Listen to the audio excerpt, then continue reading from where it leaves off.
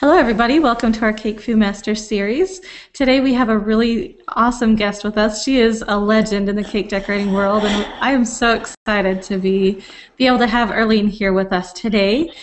She is so super talented and such a face in the cake decorating industry.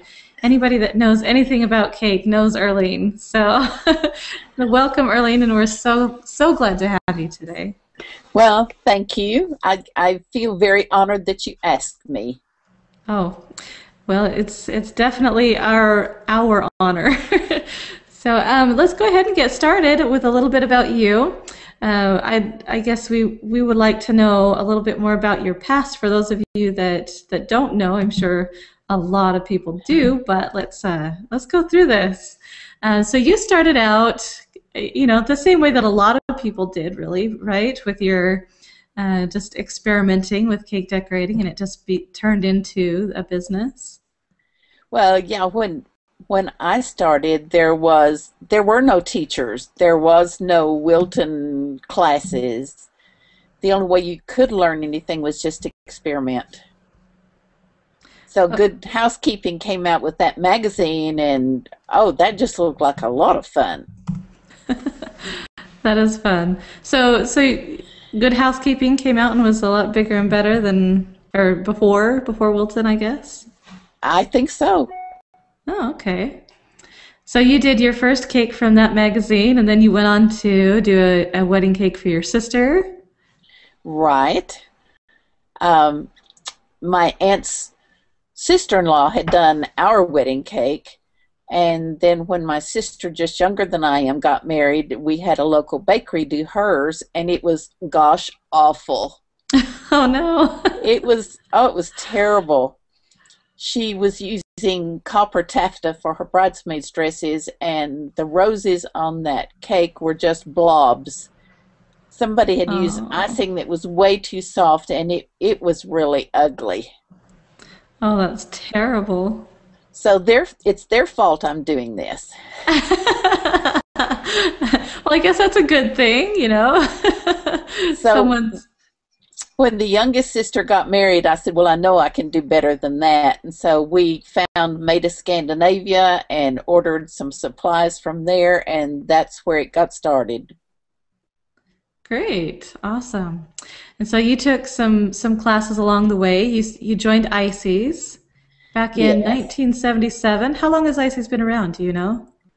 I think it was organized in '76 in Michigan, but I wasn't part of that show. I didn't know anything about that one. But it came to Texas in Euless in 1977, and that's the first one I attended and joined. So I think that the '76 show was a Michigan Expo show where ICES was organized. Oh, wow. And then the first show that was officially titled ICES was in 1977 in Euless. And where you first went. And you've only missed 2 shows? Right. That is amazing. Yeah, there was one in Hawaii and one in the northeast of the United States, I think in '78 and '79, and I didn't get to go to those 2. But I haven't missed one since. And being such a huge part of ICES, for those of you that may not know, I wouldn't imagine any of you wouldn't, but ICES is the International Cake Explorations Societe, and so it's a community that an organization, I guess, that is all about cake decorating, and they have a big convention every year. So that's what we're talking about. And you, Arlene, have actually been president, right? Is that right? That's right. Yeah, I served 2 terms on the board and was a president from '88, '89, and most of the 6 years I was on the board, I was working with the demonstration committee and working on a handbook for that committee. Very cool. That is so cool. So honestly, when I said that she's a legend in the cake world, she has been with it since it started, really. So This is really a pleasure. Okay, so you met Dolores McCann online. I actually met her through ISIS. Oh, okay. And at an ISIS show, and had gotten acquainted with her there. And then I found her on the internet in 1995. I see. All right, and so she has her website, sugarcraft.com, and then she helped you create yours. Is that Right. right? That's right. That's right. Great. And which it's been earlenescakes.com. So Right. how did you decide? What made you decide to do your website? Um, there just wasn't anything out there for cake decorators. Dolores had a small site at that time, and she and I had been doing, well, after I contacted her, she and I started doing chats for AOL, and we did those for 3 years, and she has those archived on her website. So all that information is still there, and anybody can go in. If you want to print a book, there's a book's worth of chats that we did in that 3 years. I'm sure that's a lot of And, really good information. well, we discussed a little of everything we could think of. Awesome. And then what led to my doing the website was just sharing some pictures and information people had asked for, and etc. I never planned for it to get as big as it is now.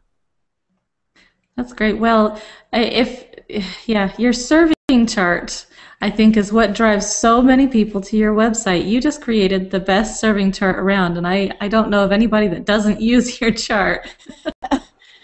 Well, I created it for me because a customer ordered a cake, and when I got it iced and almost decorated, I realized there's no way she could get as many servings as I told her she could from that cake. So I baked another cake to go with it on top of it. And after that, I started getting pans out and marking them off and seeing how many I could actually get out of some of the pans, and then I averaged sort of in between others. I made that chart for me. I never thought anybody else would want it. I just made it for me to use.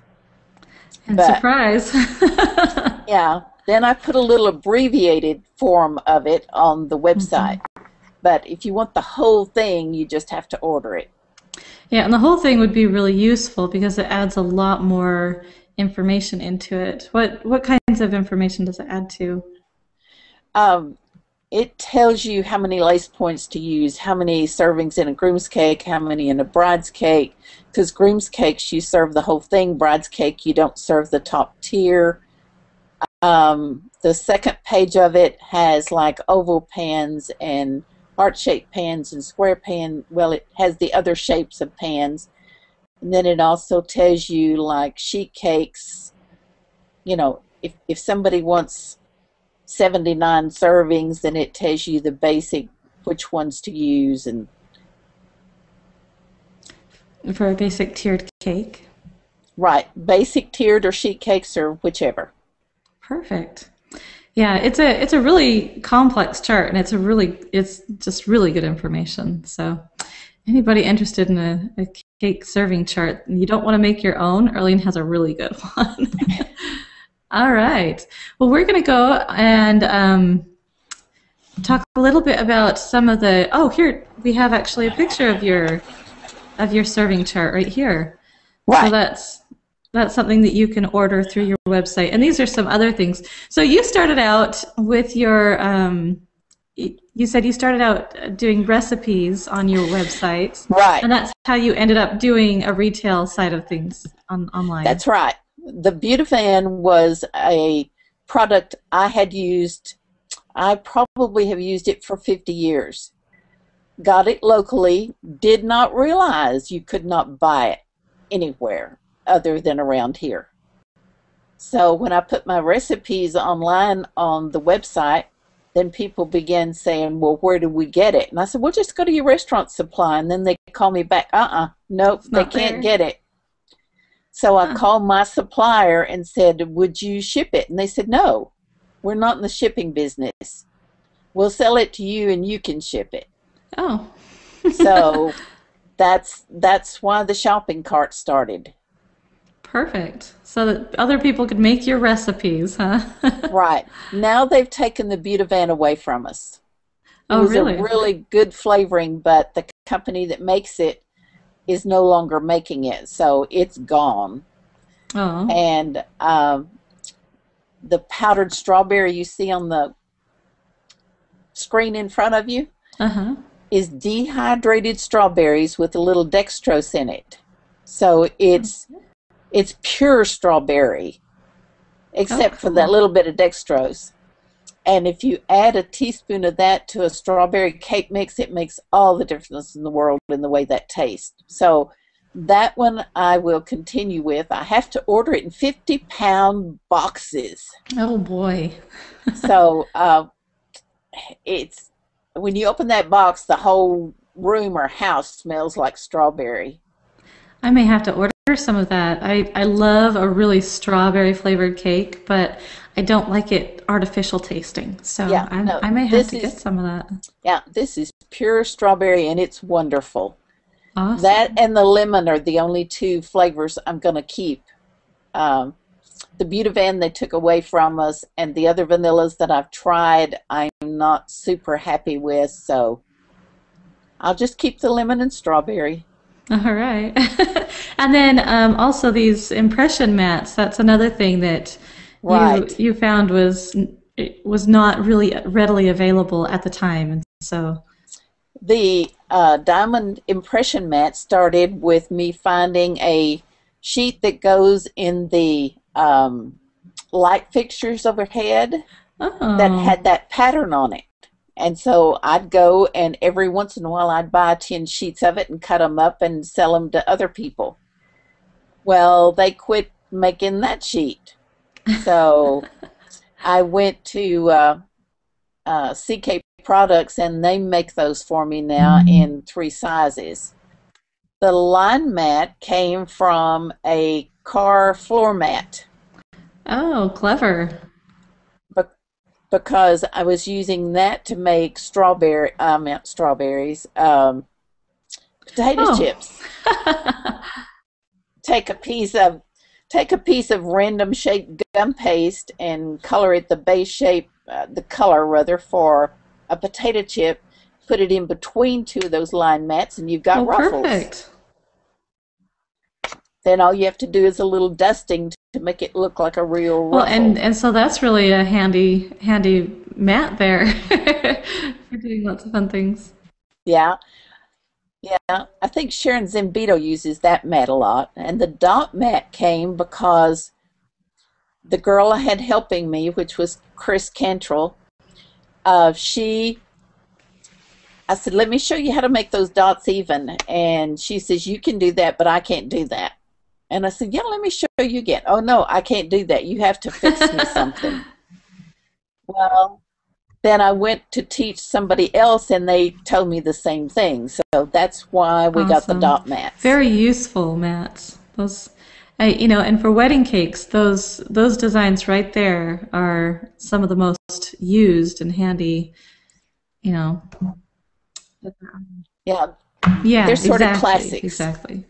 And this is something else that you created. You were tired of doing long lines of rope, and so you kind of created your own little thing. Right. We had these 3 discs made out of stainless steel. Hmm. And the one you see in the bottom right-hand corner is an adapter disc for the little sugar craft gun, the little red and black gun, Uh-huh. because that has 2 small discs for rope. And you can, whatever size rope you need. If you're doing like a 6-inch tier, you might need the larger of that sugar craft set. But Hmm. if you're doing like a 16-inch tier, you might want to use the larger one out of the ones we had made. I see. And as Yeah. you, in the middle there, you see you can also put a tip in there if you want to use that. Now, to extrude fondant, out of this extruder, you want to soften it with piping gel. Okay. And then Danny created this little wooden base for it to sit in, and he made it where we can put a roll of fax paper or cash register paper that you can pull down as it comes out so you don't ever stretch it out. Mm-hmm. And it's on a clean surface, and then you can roll it to twist it and etc. That is like the coolest thing I have ever seen. I It works. just love that. Love that. Well, and it makes perfect sense because, you know, you start extruding something and you have to keep moving it and moving it. And, you know, for me, I just do this, you know, zigzag pattern all the way down my table. But if you can just take that and just zip it all out, that's very the nice rope, and handy. when you're making the rope, you need a long straight piece. Mm-hmm. So you couldn't zigzag it down the table and make it roll. Yeah, into especially rope. if you're twisting to make it that rope pattern, you just can't. Right. So, nice, very nice. Nice to know that that's around and available. It's available. All right, so now we're going to talk about a couple of your of the molds that you sell on your website and how to use them. So you're going to show us a couple of different tutorials. This training is just so packed, you guys. Oh boy, we got to, you know, work through this fast because it is so packed with such great information. I love it. I'm so excited. So I'll let you just go from here. The chains on that purse are done with the extruded fondant out of that extruder using a small, just plain circular hoe. And you extrude a piece, you know, whatever length you need, and then form one chain. So we'll get into that detail a little bit later. But that is where I use that extruder. Yes. Okay, the pattern you see to the right is the pattern I used for the ends of the purse. You want to cut it about the width of the top of the purse, but at the bottom you want it a little wider so you can make those little gathers or little poochy places that you can see on the end of the purse. Very nice. While it's flat, you want to use the alligator mat to texture it, or whichever other texture that you might want to use. Then the next piece, you do that on either end. Oh, I see we're going to go through that step by step, aren't we? Yep, we are. Okay. Okay, so you're going to cut that out, and I used a cutting wheel to cut that out because it doesn't stretch things, so it's a great tool for cutting things out. Perfect. What brand is that cutting wheel? Is that a PME? I'm not sure. It could be a PME or a gem. I think it's probably a PME. Okay. Okay. Then once it's cut, you press that alligator flat mold into the dough to get your imprint. It's kind of hard to put that back in and press again, so make sure you pressed it good before you remove it. Kind of peek under one side, put it back down if it needs a little more imprint. So you actually take the fondant and you lay it on top of the print and press it down? No, I laid Or would you lay the print or the mold on top of the... I laid the mold on top of the print, but I said, yeah, you could probably do it either way. It wouldn't matter. Okay. Okay. Then I applied some thin down piping gel to the end, and then got the gathered up area like I wanted it, and then trimmed the excess off on either side. Perfect. Okay. Okay, then you want the front section, which was on that pattern that we had. It's from the bottom up to the little dashes across there. That's the bottom section of the front of the purse. And you see where I put that, your pattern is, whoever did this mold did a great job. you know, because you can match it right at the end. It's marked to where you know exactly where it will fit where the pattern goes. So all you have to do is match that pattern up and then press it again to get it the full width, the pattern you want. That is really, I love the way that that pattern is. It's not just a flat edge where you end up Right. having, you know, not right looking stuff right there in the middle. So Yeah, you don't have to guess where it fits. hmm It really is marked for you so you know exactly where it fits. that's perfect. I love I that. just I just wish they'd done that on the top and bottom also. Oh yeah. So if you're going down, that makes Right. sense. Hmm Okay, then that was applied also with thin down piping gel applied, and then that pressed onto the front. And then I used my fingers. Here I am with my little arrow on my mouse trying to show you where, and it doesn't work that way, does it? Not At the top quite. edge of that, you want to thin that down because when you overlap, you don't want that edge showing. Okay. Okay? Perfect. Okay, then the last piece is from the top pattern down to where the overlap that you're going to press that and then put that on from the back and then overlap it. Okay. So, okay? All right. Looking cool already. It's not a hard thing to do. It's fun. Yeah. Oh, there it says to apply it going over from the back to the front. Right? Drape that on. Okay. Okay. Now, this is the extruder. I softened some fondant by kneading piping gel into it until I got a softer consistency because this little hole I'm going to extrude it through is pretty small. So I softened it a little more than I would for rope. And then you wrap that one end of that dough with saran wrap before you put it into that tube. That'll keep it from backing up when you go to push it out on the other end. I've never seen that done before. That is Um, brilliant. well, the people who made the extruder have instructions to do that. For some of Oh, us who okay. are bad about reading I guess I don't instructions, read instructions. after you've used it the first time, taking it apart to clean it, you understand why they told you to do that. Yes, I've But cleaned many times. this extruder is extremely hard to get back together if you take it totally apart because it fits so tight. So it's better to put the saran wrap over it and not have to pull that out of there.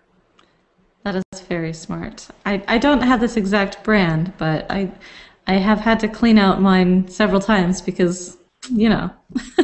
Yeah, it just goes, it sneaks in behind that little pusher, Yeah. and then you've got to get it out of there. Well, Yeah. this prevents that, so it's a wonderful step-saving little thing. Very, very nice. I'm definitely using that tip. All right. Okay, then I extruded it, as you see, down on the paper and then pulled the paper down so I didn't stretch it out. And then I made one link. You see that toothpick laying beside it? Oh, I guess I'll go back. Sorry.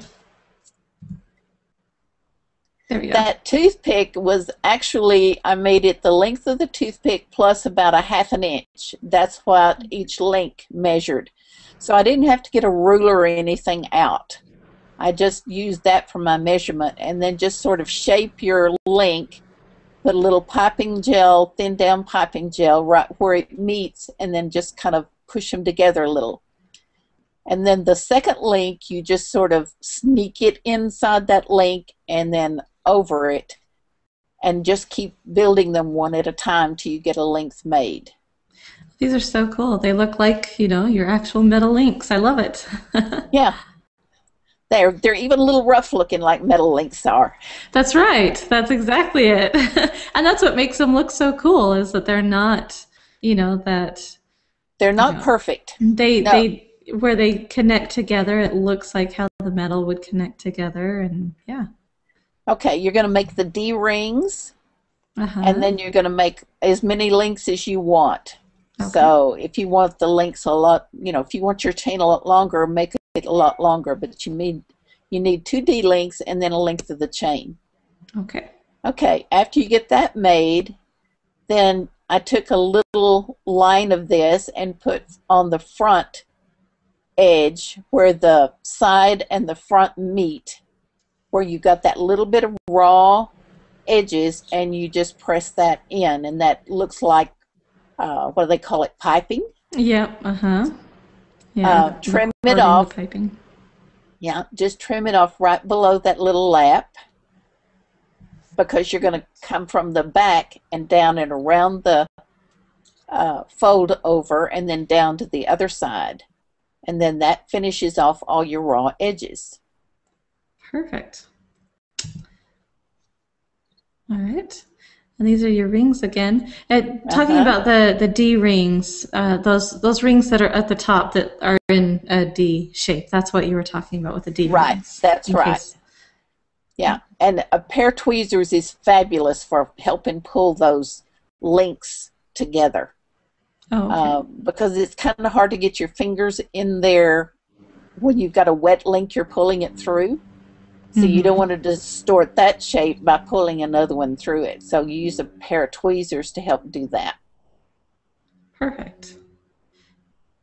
All right, and yeah, that is pretty small, judging by how small those tweezers are, and yeah, so that would be. Yeah, can't get your finger in there. Yep. Okay, then after you get your links made, your D-ring goes in the top of that little strap on either side of your purse that holds your handle, if you wanted to make a solid handle or a chain link or whatever. And so I just make one long, that's probably maybe 2.5, 3 inches long, with just a V cut on either end, and it's about 1/2 or 3/4 of an inch wide. So you don't need to mark one end, because it's going to be underneath and stuck to the purse, so you don't need the stitching marks on the one end. Just on the end that's going to show. And do they do they meet at the bottom in that V shape? Right. Together? Okay. Right. And then you slip it through that D-ring, and then with a little piping gel, you stick them together, and then stick it on your side of your purse. Perfect. Okay. So at the top of that, you see your D-ring with your strap onto it and your chain, and then you want to make your bling part that goes on the front. I use the Giza mold for that bling, and then I put an E on the back for me. Yay! But I just made an M and an A, so you could see you could make other letters with it. Yeah, yeah. If you wanted that A to be an R, I'd probably cut off a little section off of the top of the A on one side to make it look like it was rounded, and then maybe a little V in at the middle section of the R, to give it a little more, where it would look like an R instead of an A. Okay. So I think you could make almost any letter out of that one mold. Yeah, usually when you have 5 of anything down, you can use, you can do just about any letter. So that's a perfect mold for it. That's another smart mold. Yes, very smart. We'll give Dominic some credit for being smart here. Yes. I love it. Okay. So all of those pieces need to be made and a little bit dried. Okay. Okay, there's your D-ring and your end attachment made. And attached with some piping gel again. Now, when you get that attached, then you want to add one more link to that D-ring. Okay.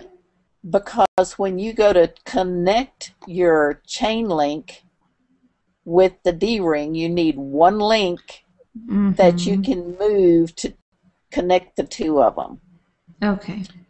Okay, the E and the bling piece on the front, I then painted with some of the Albert Ooster gold, and I mixed that with piping gel and Very painted all of that, and then I sprinkled it with the Disco Dust Gold. Okay, so you painted it with gold from the Albert Ooster gold, and then you put piping gel on top of that gold? And No, I then, mixed the gold with the oh, piping gold with the gel and piping then gel and painted it. painted it on. Uh-huh. Okay, Right, and then you put the powder on top. right. Okay. Okay. It's very shiny. We like Yes, shiny. very blingy. Yeah. All right. Oh. Okay. Um, when you, I painted the links with this Albert Ooster gold Mm-hmm. and confectioner's glaze. And so I took a little piece of tinfoil and painted that. I mixed that confectioner's glaze and the Albert Ooster gold in that so that I wouldn't ruin anything. Because that confectioner's glaze dries pretty hard, Mm-hmm. and it you don't want to use something that you want to use over again with that. So I just made me a little tinfoil cup to mix that up in, and that's what I painted the chain and the D-rings. You could paint the bling piece with it too if you wanted to.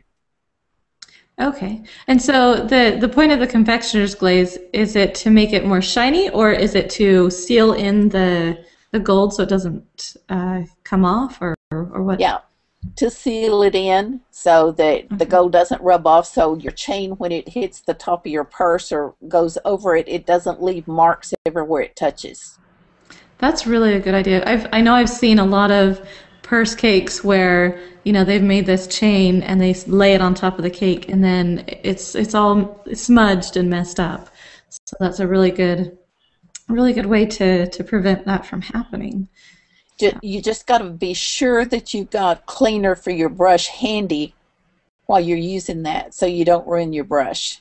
yeah, that confectioner's glaze, for anybody that hasn't used it, it is some strong stuff. Yes, it It is. it does not wash off easily at all. So you pretty much have to have a glaze cleaner that's made just for cleaning off the glaze. Do you know of anything else? I think rubbing alcohol you could use too. Oh. It just smells like rubbing alcohol, the cleaner does. Uh-huh. But you'd have to be really careful and wash your brush good with soap and water after you use Hmm. that. Okay. Yeah, I know. I see that the brand right there that you're using is Chef Rubber, Right, and I do know that Chef Rubber actually has a glaze cleaner right. that you can buy right along with it. Yeah. So I just didn't think to stick that bottle over there. well, no, it's not. It wasn't part of the decorating process, so I can see why you Oh, didn't. part of the cleanup It process. is. Which is always nice to get, the cleanup tips too. I one year I did a project for Tulsa that had confectioner's glaze on it, and I was not as careful as I should have been with my brushes, and I destroyed them.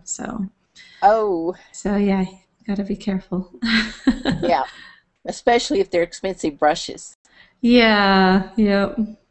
Okay. All Then right. to finish it out, the chain, it's a pain in the butt to paint that chain because you've got to paint where it doesn't touch anything else, let that dry, then you got to move it and paint another section where it needs painting and let that dry because you want it where it'll move freely so you can place it where you want it. Mm-hmm.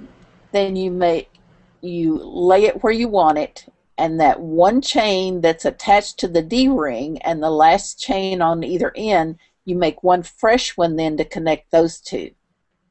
All right. So And you then only you have to do let one. that, right, then you Mhm. let that dry, and you've got that one chain then that you still got to paint after you get everything arranged on your purse. Beautiful. That is so pretty. And I love the base, your board. What did you design that with? Well, the bottom edge around there is the Giza mold again, Oh, okay. and then the corners are the Shirley left and right molds. Okay. And those And you can find those on your website? right, I right. love that So, design. and then I just extruded a little bit more of that I used on the chains Mm-hmm. and put some little extra lines to connect places and made little balls where I needed just a little dot. Perfect. So I didn't have to add much.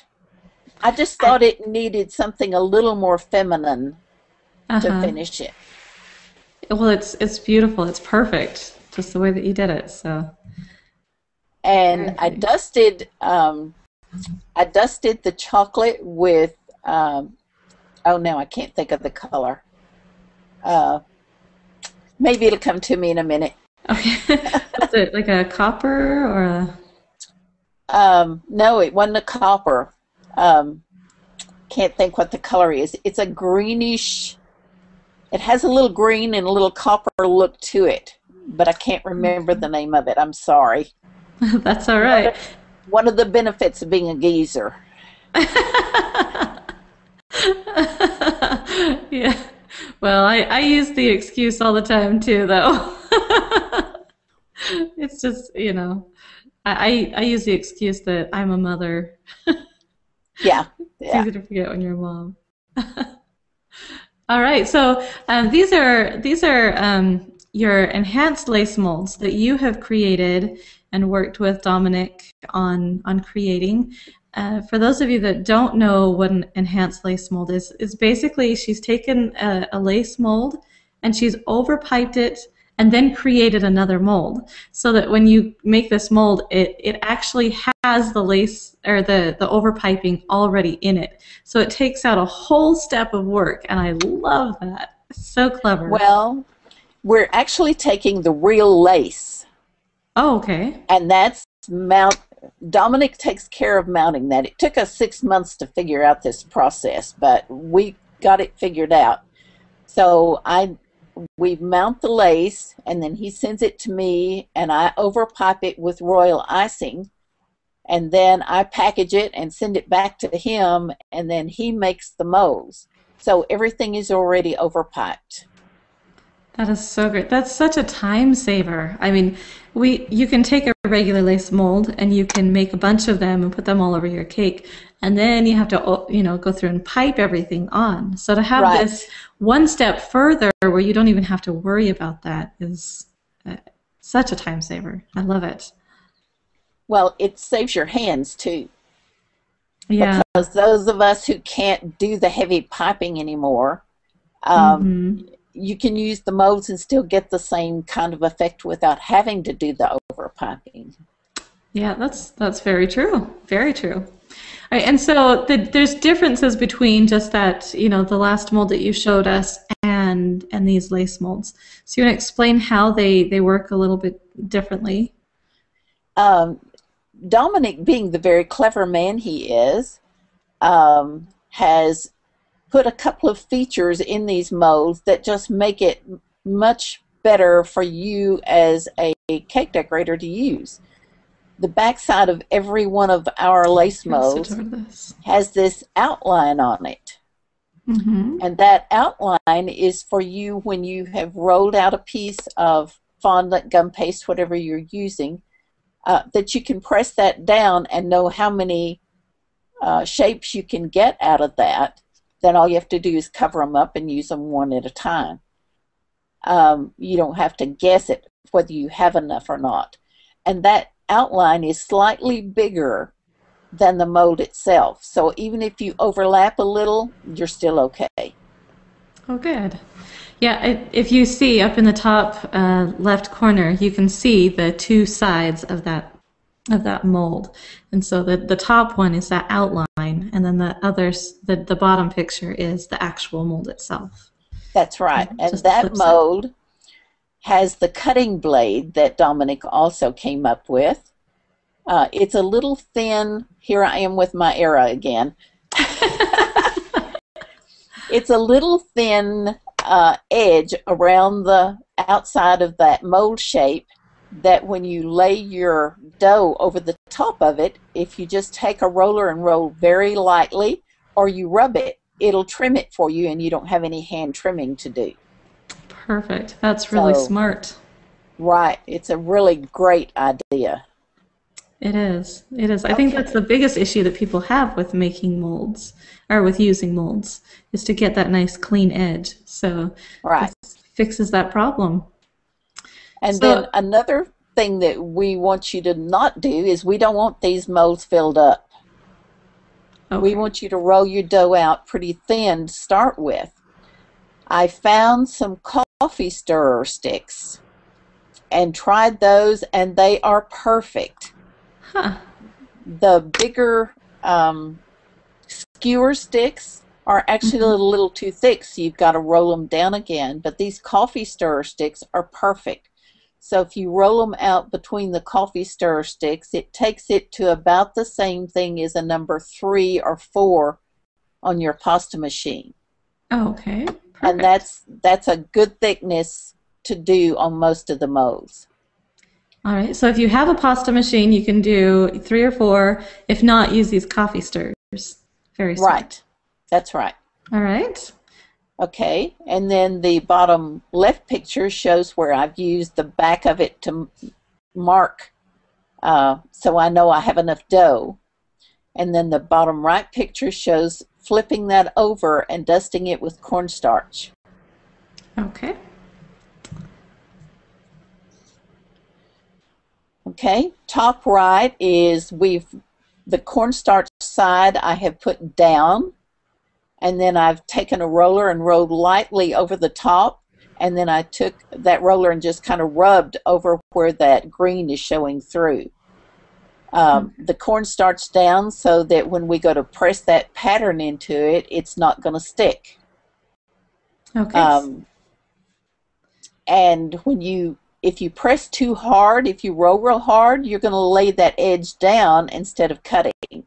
So that's why we tell you to roll lightly and not hard. Okay. All right. So then after you're done lightly rolling and you have that cut away, then you press it down? We're going to peel away the outside, where you've trimmed. Just get rid of that, put it back under something so it won't dry out. Then with your fingers, press really firm down into that mold. Okay. Make sure you've got your design pressed in all the way over your mold. I found also that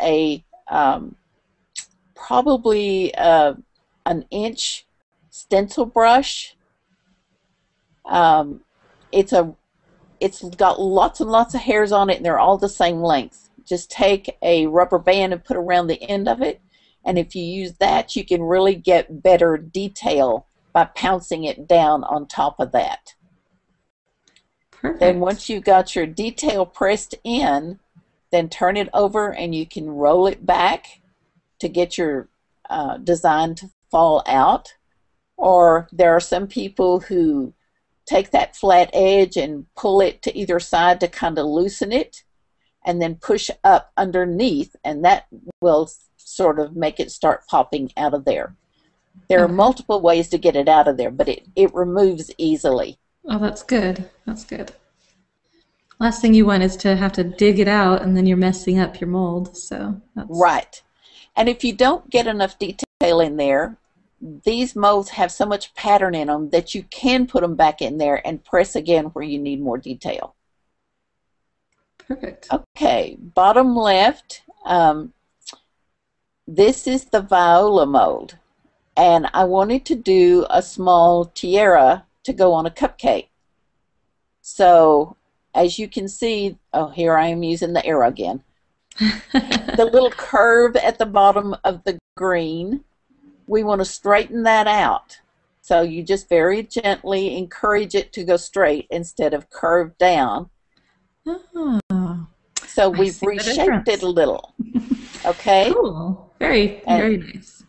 And then I took I think that's a pint or a half a pint jar, and laid that over the top of it so that it would get the right dimension. You just don't want to put it over something that is bigger underneath it, because it'll break it when you go to take it off. You got to slip it off. Oh, okay. Okay? All right. Very cool. I love how you can manipulate the mold a little bit so that it fits to what you want. Oh, absolutely. Manipulate, trim, cut, take whatever you want out of there. You don't have to use the whole thing. Perfect. All right, and these are a few more examples of how you use your lace elements. I encourage people to look at that mold for what's in it, not just the whole thing. This is the Carolyn mold to the right, and there are two curves at the top. There's a section at the very bottom, and then there's a little bigger section from the bottom up to about the middle. So there are multiple elements in this one mold. If you look to the top left, those two curves are the top ones out of this mold that I cut out of it. The little piece that's kind of angled down toward the center, that's the very bottom of that mold. The piece to the side that's angled toward the center is from the middle to the bottom of the mold. And then the other two little curved pieces are also, one's just the little tiny curve out of that top, and the other is the whole curve. Oh, okay. So the right side, I went ahead and did a little piping and put some edible sequins on there and painted it with some pearl dust. The left side is just showing you the elements that I used to get that pattern. That is spectacular. I absolutely love that this is just one mold, and it creates so much out of just that one mold. That's right. You look at a mold and think, well, it can do this, but then you can actually look at like you said, the different elements, and then you can create so much more. It's beautiful. And that little cutting wheel tool is wonderful for cutting your elements out. I just learned there's one little trick you need to do, and that you need to angle that cutting wheel under the piece that you want to use. That way you don't have any trimming to do once you get it cut loose. Okay. If you cut straight down, you've got to trim a little more. So you want to cut it at an angle under the piece you want to use. Wonderful. And we've got even one more little thing that we're going to show you with the lace molds that these are so cute. I love these. Okay, this is the Sue mold, and so it's kind of a heart shape, and so we need two pieces, and we're going to roll it out about 1/8 of an inch, because we need a top and a bottom for this. Okay. Sorry. There you go. Took a minute to load. Okay.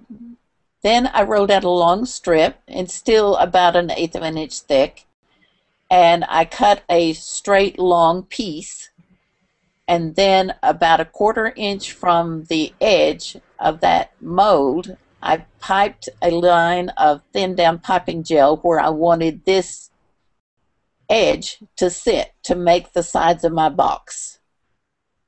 So on the heart, I like to start at the tip of the heart in the top, because where that is going to meet, you can usually match, and it doesn't really show up that much.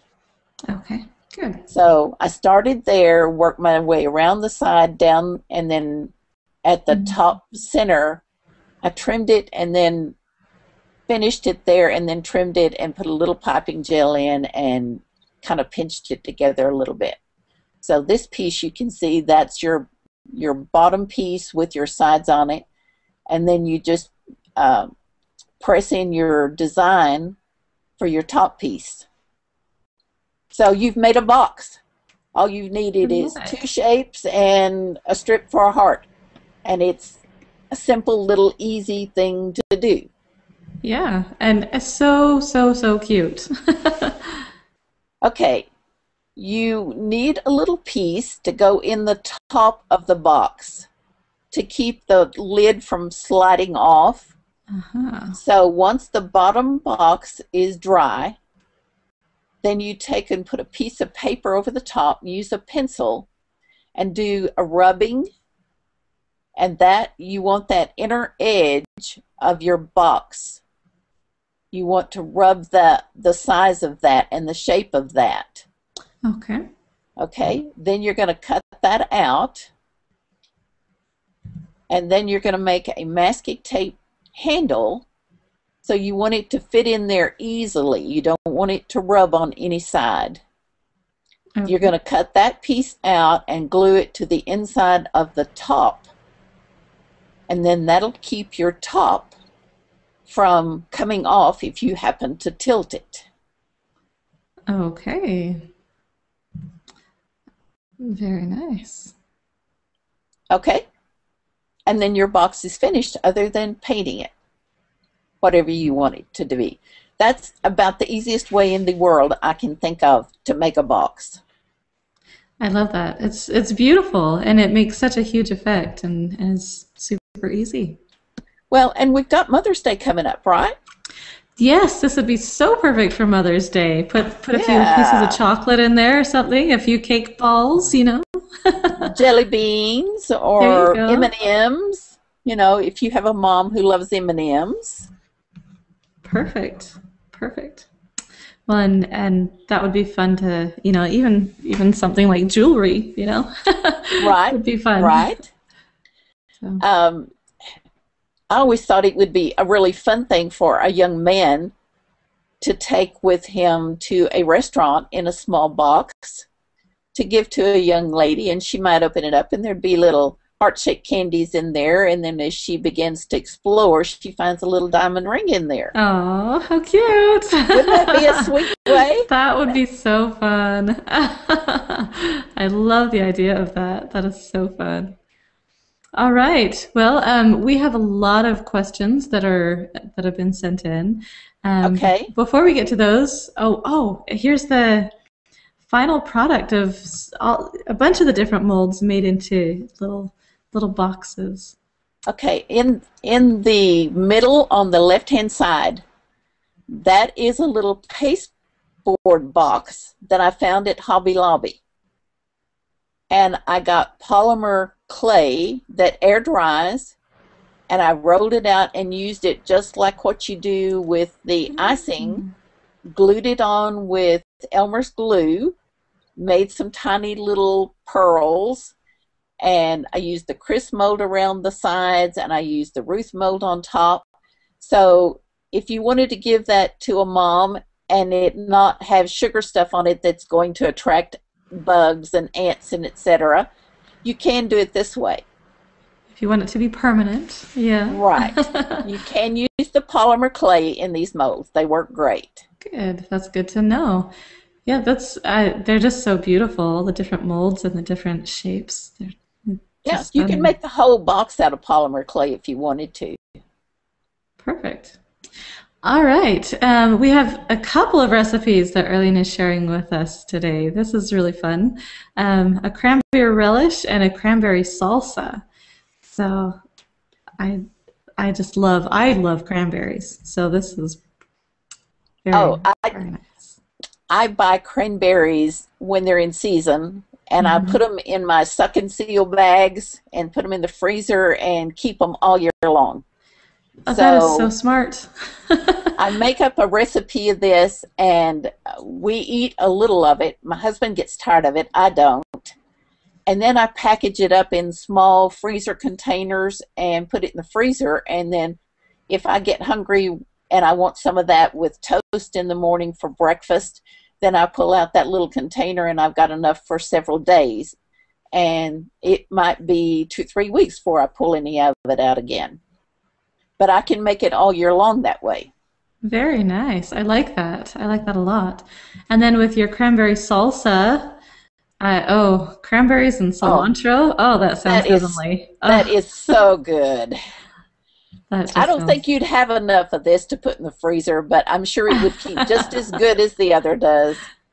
triple or quadruple your bet before you Oh, it's before. good. Yeah, I know that this would disappear at my house, even if it was just me eating it. Uh-huh. You know, I am a sucker for salsa, and something like this, it's just a little different.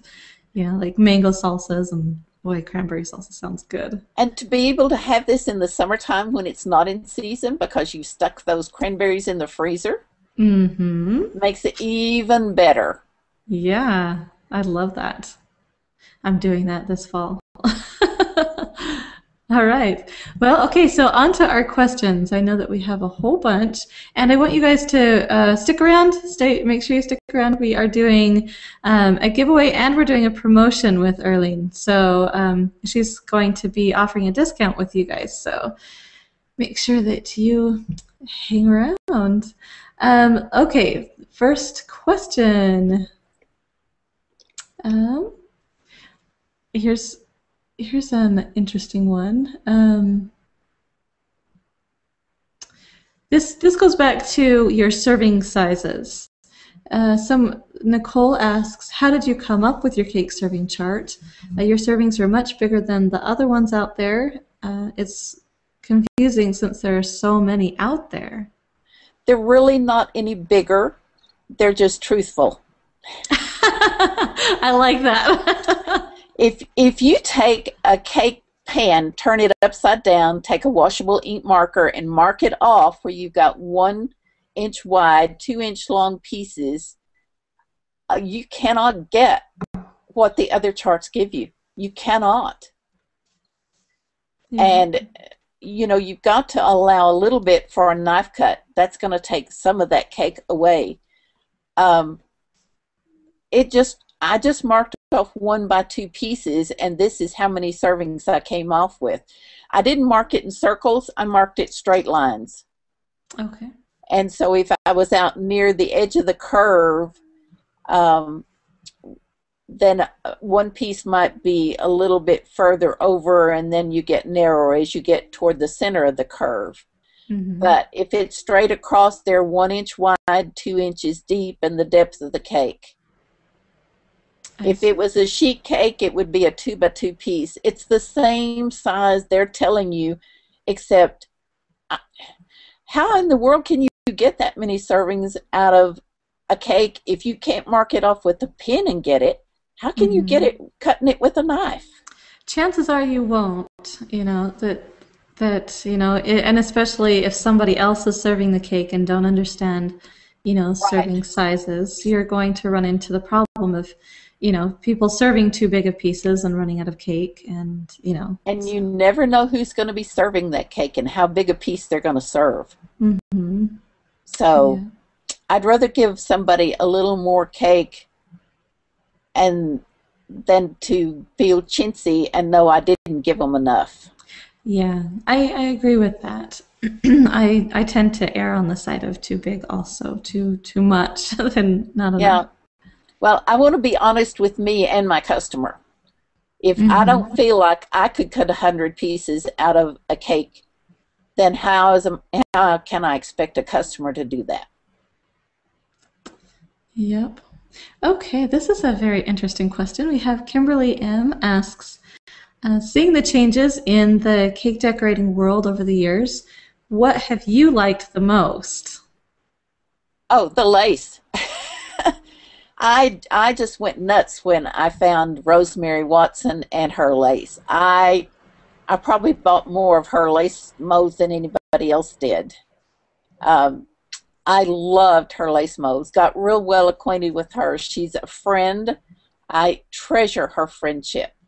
And before we ever even considered doing these lace molds, I talked to her about it, got her blessing and her consent before I ever talked to Dominic. Because when I called him, he says, oh, no, that's Rosemary's. We can't do that. And I said, hey, I just talked to her. We have her blessing. You know her? Yeah, I know her. Awesome. She's a friend. Well, that is great. I love that story. I've heard you tell that story before. That the way that you came up with these with the idea behind your lace molds, and it's just a fun story. It just all came together so perfectly. Just as a So little bit of work to get it there. Yeah. yes, I'm Yeah. sure, but well worth it, and we appreciate it for sure. Okay, so okay, we have Glenda Job asks, could you repeat the chat site that you and Dolores created? You have to go to Dolores's sugarcraft.com, and you have to look for a link to her personal website.